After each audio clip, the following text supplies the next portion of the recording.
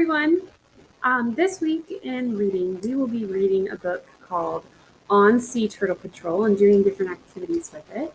But before I get started with reading the book and going over the genre and everything, we are going to learn some vocab.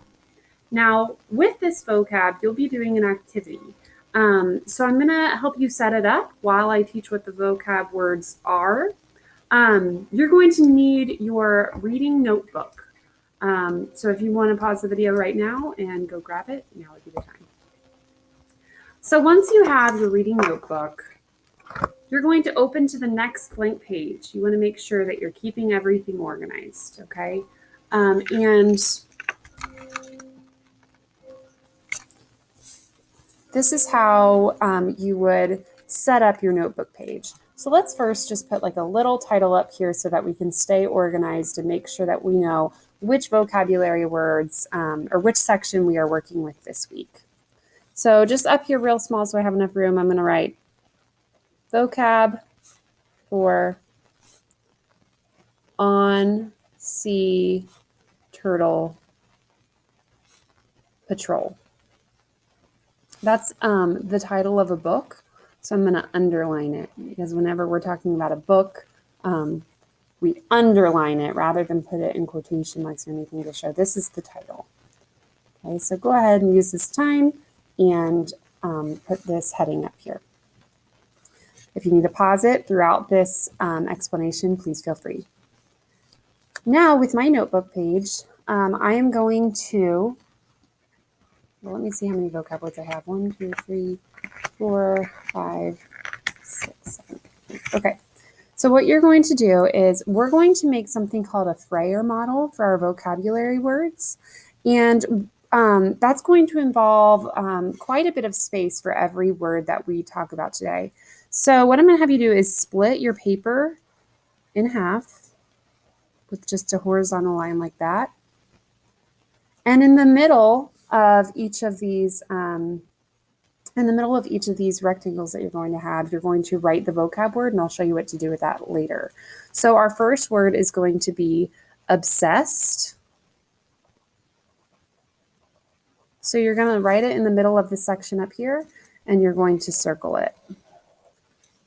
Every time I introduce a new word, I'm going to be introducing 8 today. Every time I introduce a new word, I want for you to write it in the rectangle and circle it, just like I did with this first one, okay? So let's first go over that vocab word. As I said, our first word that we're working with today is obsessed. If you are obsessed with something, you think about it all the time. So an example that I could use with this picture is my sister is obsessed with taking pictures. And I could look at that and know that she's obsessed because look how concentrated she is in that picture there. She clearly loves photography, or else she would not be caring that much about it. It must be all that she thinks about. So a way that I could use obsessed in a sentence of my own is, if you are in my class, even if you're not in my class, you probably know that I'm obsessed with dogs. Not just my dog, but every dog. If I see a dog, I have to pet it. All I think about are dogs. So I would say that a word to describe, again, this is an adjective, so it's describing someone. I would describe myself as obsessed with dogs. Some other words that I can think of for obsessed would be like adore or like or really love. Obsessed. So again, on my notebook pad, I have obsessed and I have a circle around it in that first section. All right, our next word is disoriented. If you need to pause the video right now to write it into your second section here, write the word disoriented and circle it. Make sure you spell it correctly, please. So you might pause the video if that helps you. So disoriented. It has that prefix dis in it. And orient kind of means like to see something, like you're able to understand something. If you're disoriented, you're confused. You don't know what's going on. Creatures that are disoriented are confused about where they are, would be our definition for that. They're confused about where they are. The tourist was disoriented and needed to look at a map. So look, she looks really confused. She has no idea where she is, what's going on. I don't know if any of you guys can relate to this, but a sentence that I would use with disoriented would be, you know, sometimes when I wake up from a nap, I'm really disoriented, especially if it's been a really long nap. I have to kind of reset, figure out where I am, and then I'm good. But I hope I'm not the only one who that happens to. But sometimes when I wake up from a nap, I'm really disoriented. A word that would be like another word that I think of when I think of disoriented is like puzzled or confused. This is a verb. You would say, I am disoriented. Our next word is blunt. So what I'm going to do on my notebook is I'm going to go to the next page. I'm going to put it on the back of this page. I'm going to split it in half with a horizontal line.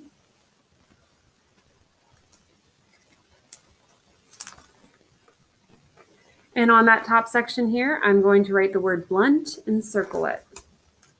So again, we're doing this with all the vocab words. Okay. So blunt. Blunt is an adjective. You would use it to describe something. So something that is blunt is flat or rounded rather than sharp. The blunt pencil still needs to be sharpened.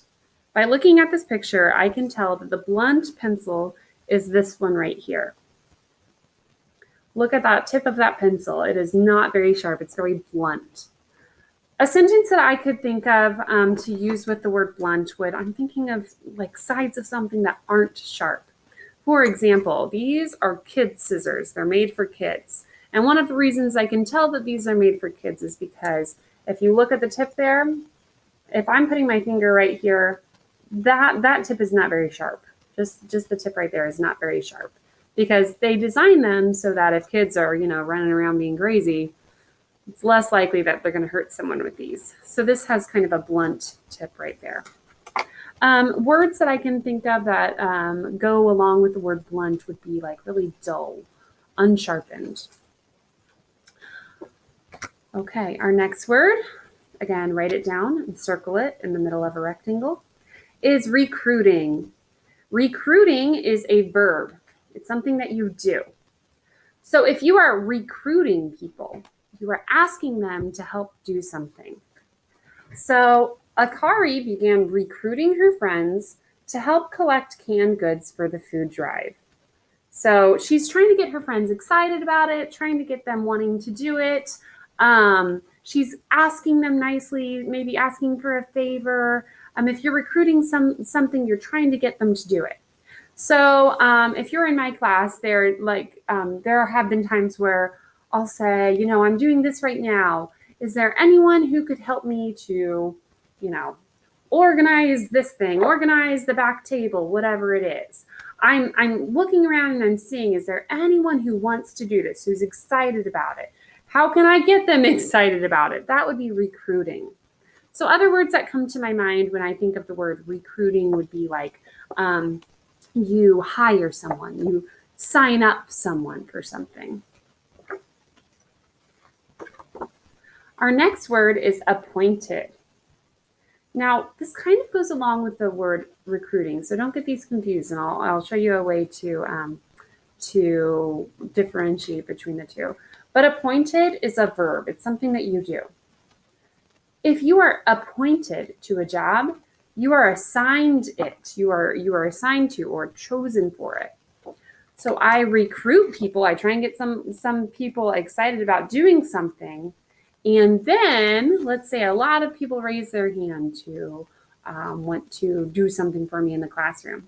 Then I'll appoint someone. I'll say, I choose you. I think you should do it. If you appoint someone, you're kind of choosing them to do something.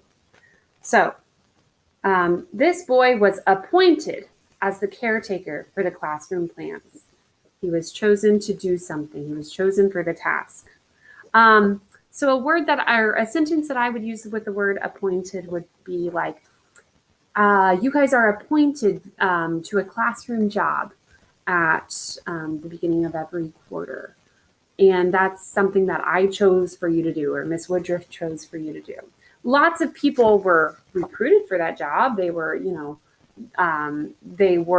when we're asking the class or when we're telling the class at the beginning of the year, here's what this job is, here's why it would be a good job. We're kind of recruiting people. We're seeing if people are going to want to do it, and then we appoint people based on their interest in that, or if we think that they'd be good for the job. So another word that I can think of that goes with appointed would be like chosen or assigned. All right, our next word is stranded. Go ahead and write it down, put it in a circle. If you are stranded, you are stuck somewhere without a way to leave. Mom is stranded because her car broke down on her way to work. If you're stranded somewhere, you're probably not very happy about it. You're left alone. A word that I would use with stranded would be, someone could be stranded on a desert island. They are, left completely alone. They don't know how to get out. That's an example we usually see in like shows and movies. So a word that I would choose with stranded would be left alone. This is our next word. It could be used as a verb or a noun. And we pronounce it two different ways based on which way we're using it, which part of speech we're using with it. So in this case, this word is a noun. And the way that we would describe this thing would be, or the way that we would pronounce this thing would be estimate. Say estimate. So if you give an estimate, you give an amount or size that is not exact. So again, if we're using this as a noun, we say estimate. If we're using it as a verb, we say estimate, like I could estimate something. But in this case, it would be pronounced estimate. Our teacher taught us that finding an estimate first can be a helpful step when solving a math problem. So we find estimates before we do a lot of multiplication problems. We round it and then we multiply to find out about where it would be. Those are estimates. I might make an estimate when I am, trying to make a big purchase. Or when I have a lot of stuff in my shopping cart, I might be kind of like adding it up a little bit in my head, kind of rounding and then adding it up to find out about how much it would be. So I'm finding an estimate when I do that. A word that I could think of to go with the word estimate would be like a guess, an educated guess, not just a random guess, an educated guess. Our last vocab word, and so this will be, again, the last thing that you put in a circle on your notebook would be the word decay. Decay is a verb. When things decay, they slowly break down and rot. So the apple looked like it was brown and starting to decay. We use the word decay when we're talking about like vegetables and stuff. If we have them in our refrigerator too long, they're going to decay and they're not going to be good anymore. Things might start to grow mold on them when they start to decay. Plastic takes a really long time to decay. So that's why plastic isn't very good for our environment, because every time you throw out a plastic bag, it's not going to break down in the earth for a really, really long time. It's going to stay that same shape for many, many years to come, rather than breaking down and going into the soil. So synonyms that I could think of for the word decay would be like rot or spoil. When something decays, it's rotting. All right, so those are our vocab words. Once you have all those words written down in your circles, let me show you what you're going to do for your vocab activity for this week. So again, we're making a Frayer model. And a Frayer model has a topic, and it's got 4 different sections with that topic. So we're going to be doing 4 different things with each of these vocab words. So what I'm going to do is on each of these rectangles, I'm going to split them in half vertically like this. and then split them again horizontally to show that here's my word, here's my 4 sections. Okay. My second word was disoriented. So I would again have it circled and then cut it in half this way, cut it in half this way. So go ahead, pause the video if you need to, and do this with all your vocab words. Okay, so then once you have that, we're just going to fill in 2 of these sections for each word today. So the first thing that you're going to do for each of these words is you're going to look up the definitions. I'm going to write this here to remind you to look up the definitions. So you look up the definitions, and where you're going to find that is you're going to find that in your My Book 2. Mine says Teaching Pal 2, but yours is going to be in your My Book 2. And it looks like this. But again, mine says Teaching Pal 2. You're just going to look in the glossary in the back. It's got words with definitions. The definitions are going to be in the black. So you're going to write whatever's in black. Just write that whole thing. And then on your on the second square that we're filling out for today, you're going to draw a picture. It can't be the same, it can't be the same kind of thing as this. It has to be a different picture from your own mind. So, for example, if I had the word obsessed, for me, I would look in here and I would, it's all in alphabetical order in the back of the book for the glossary. Let's see. Here's my O's over here. Obsessed would be right here, and I would write down what's in black onto my paper. And then if I were drawing a picture, I told you guys that I'm obsessed with dogs, so I might draw a picture of myself. I'm super excited, and I see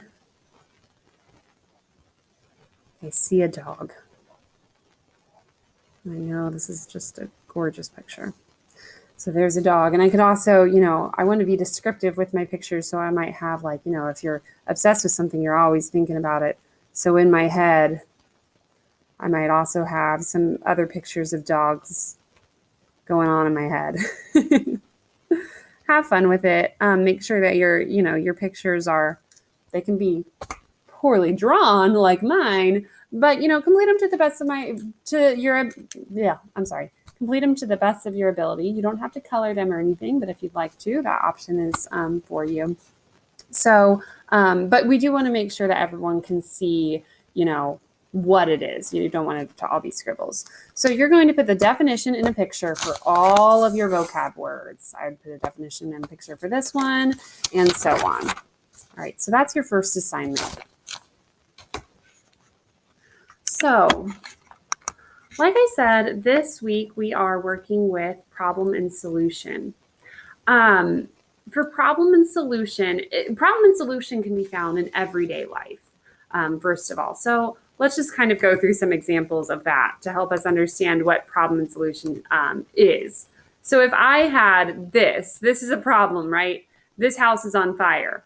A solution would be to get firefighters to come and put it out. That's a way to fix it, right? It's taking a while to go down. There we go. This is a problem. This paper is ripped. The problem is the paper is ripped. A solution would be to get a new paper or to tape this paper up, whatever. Or you could design around the rip, whatever it is. Those are problems, and then the solutions would be ways to fix them. So the way that we're going to be working with problem and solution is I'll first read you a story. This story is called If You Take Away the Otter, and I'll kind of demonstrate how to find the problem and solution of a story, and then I'm going to have you guys do it on your own. So here's my story. This has a lot of factual things in it, but it's still written in story format. So this has a lot of facts, but it's still got a beginning, a middle, and an end. It's still got a problem and a solution for, it still introduces a problem kind of towards the beginning, and then it comes to a solution at the end. And, we talked about with the turkey writings that we did, if you have if you have an informational book, completely informational, not written in story format, you don't need necessarily a problem and a solution. But if you're writing a story and the purpose of it is to entertain, you're definitely going to need a problem and a solution, because that's what keeps your reader reading. Every fictional story that you've ever read has to have a problem and a solution, or you're not going to be interested in it. There's some sort of issue that needs to be solved at the end. Okay, so let me start by reading this book, and I'll kind of show you what we're looking for. Now, you'll notice at the beginning of every book, it starts by talking about the setting and the characters. Because before it introduces a problem, you've got to know who you're talking about, and you've got to have some sort of a visualization in your head about where are we before the problem is introduced. So there's going to be quite a few pages in this book where they're just introducing the characters in the setting, and it hasn't introduced the problem yet. And that's okay. Sometimes it takes a while, and sometimes the authors want to make sure that they're as descriptive as possible before they introduce that problem. So, on the Pacific coast of North America, where the ocean meets the shore, there are forests that have no trees. These forests are not on land. They are ocean forests, forests of kelp. Kelp is a large marine alga or seaweed. The kelp acts as the tree in these forests. It clings to the rocks at the bottom of the ocean and grows up towards the surface, sometimes reaching more than 100 feet or 30 meters tall. And I'm going to skip this kind of informational stuff over here. It's just got some fun facts in there for you. In between and under the towering kelp, smaller seaweeds grow alongside many different kinds of animals. Kelp forests are full of living things. So in this case, it's still kind of introducing, here's where we are. We're in a kelp forest right now. It's introducing the setting. I would imagine that it's going to introduce the characters here in a bit. Abalones and clams, sea stars and octopuses, feathery sea worms, and swarms of tiny swimming shrimps live in these forests. Crabs scuttle and snails slink up and down the kelp blades. Spiny sea urchins creep about on tiny tube feet. See how it's introducing the characters? See how descriptive this author is being before it even introduces an issue? And swimming all around are fish. Shy kelpfish, big-eyed rockfish, and brightly spotted greenlings. Schools of silver herring and striped mackerel lay their eggs in these forests. Sea lions and bald eagles fish these forests for their suppers. But the king of these forests, did you hear that word, that but? It's kind of showing us, okay, something important is going to happen here. Something a little different is going to happen here. But the king of these forests, the hungriest hunter, is the sea otter. Otters dive into the deep and fill their bellies with fish and clams, snails and crabs, abalones and octopuses, and the prickly, spiny sea urchins. Now, it still hasn't introduced a problem, but you know what it did? It introduced the main characters of this story. The main characters in this case are the otters. And again, guys, we're quite a few pages in. Still hasn't introduced the problem because the author wants to make sure that they have really described the setting and the characters. All living things in these forests are connected. The kelp and other seaweeds make homes and shelter for the animals. They provide food, too. Animals like abalones, snails, and sea urchins eat the kelp and seaweed, and some animals, like sea otters, eat other animals. There is just enough seaweed eaters, and enough meat eaters to help the forest thrive. But, here's a few words, there was a time when people took the otters away. Indigenous peoples had lived alongside otters for thousands and thousands of years. But then new people came to this coast. They wanted the sea otter's fur, which is thick and soft and the warmest of warms. They wanted to sell it around the world. They took more and more, hunting the otters until almost all the otters were gone. People do not always understand at first the changes they cause when they take too much. When they took the otters away, the kelp forest began to change. There is our problem. And again, they use that key word, but, and introduce what the issue is. That's our conflict here. There's something here that needs to be fixed by the end of the story. It may not be fixed perfectly, but there needs to be some sort of a solution to this by the end of the story. So what I'm going to do is on my board here, I'm just going to put one complete sentence that describes what the problem is, what the issue is here.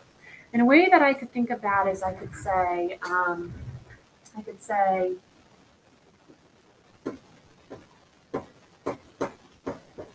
people hunted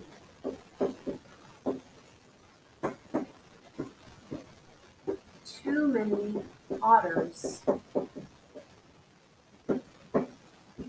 for their fur. It started to become a problem. Now, I'm not going to go super in depth with, what happened with the kelp forest.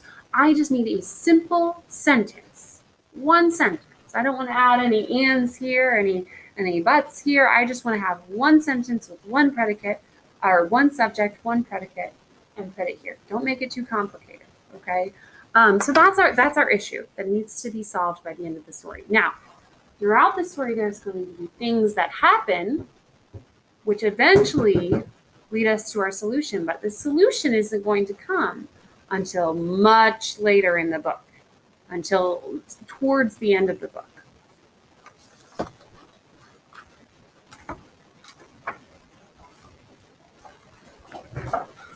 Without the otters to hunt the urchins, more urchins stayed alive each year. Those urchins made more and more urchins than had lived in the forest before. An army of urchins. It takes a lot of food to feed an army. As you'll learn in science, if we lose one animal, if we don't have enough of one animal, it's a domino effect. And this could happen. We need to have some sea urchins, but if we have too many, we've got an issue. I could add this to here. Because this happened, there got to be too many urchins. The urchin army crept along the ocean floor, looking for its seaweed food. They ate the small seaweeds. They ate the kelp where it clung to the rocky bottom. One by one, the kelp was cut down. Kelp by kelp, ocean forest fell. So something else is going on. Ocean forests start to suffer. I could put that here. Gone were the stands of towering kelp and the sheltering food they gave. Gone were homes for the kelp forest fish and the safe hiding places for their babies and eggs.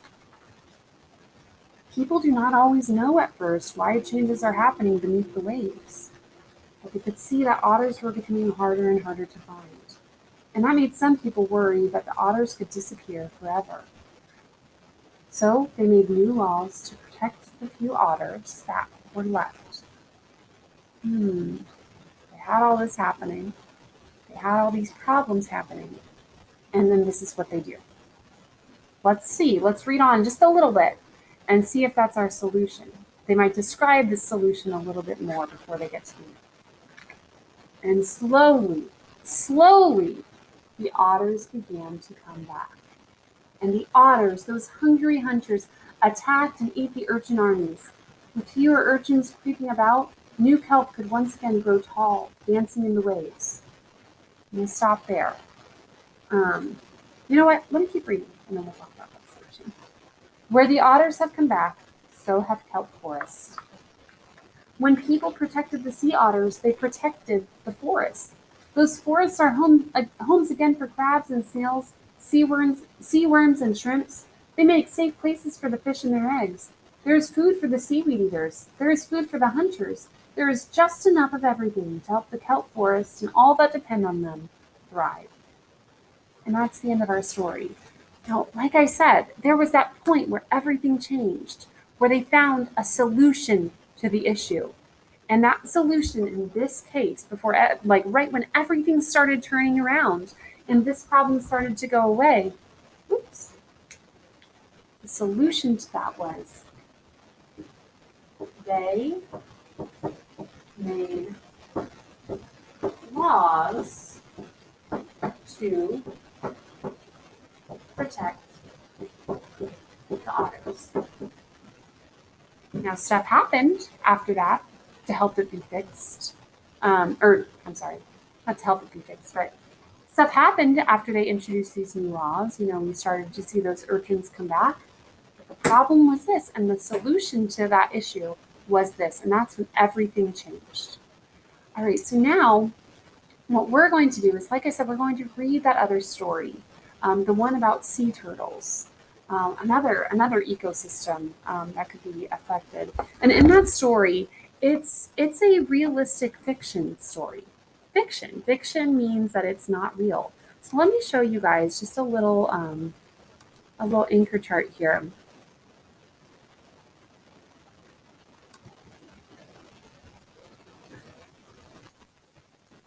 In just a second. Okay, realistic fiction. Perfect. Realistic fiction describes stories that are not true but could happen in real life. It's still a fake story. These are not real characters. These are not, real events, but they definitely could happen. This is going to relate a lot to what we've learned in science. They have characters. It has a setting. And it's got a plot with a conflict, that's a problem, and a resolution, and events told in order. A resolution has the word solution in it. It's got a problem and a solution, so it's got a plot. And in this story, it's actually also going to have a theme. We've talked briefly about theme. A theme is a lesson learned. It's got some figurative language, which we'll talk about next week, and it can be told in first or third person point of view. So the story that we're going to read, I want you to be thinking, we can find that out in the first few sentences, that if it's told in first or third person. So what you guys are going to do is you are going to get out your My Book 2. It's again the same one that has those vocab words in it. And you are going to open to page 244. I'm going to read this story to you, and at the end, you guys are going to go on the Google Forms link that was sent out and write down what you think the problem and solution of the story are. Just 2 sentences about the problem and solution of the story. Again, the title of the book here is on page 245, actually, 245, and it looks like this.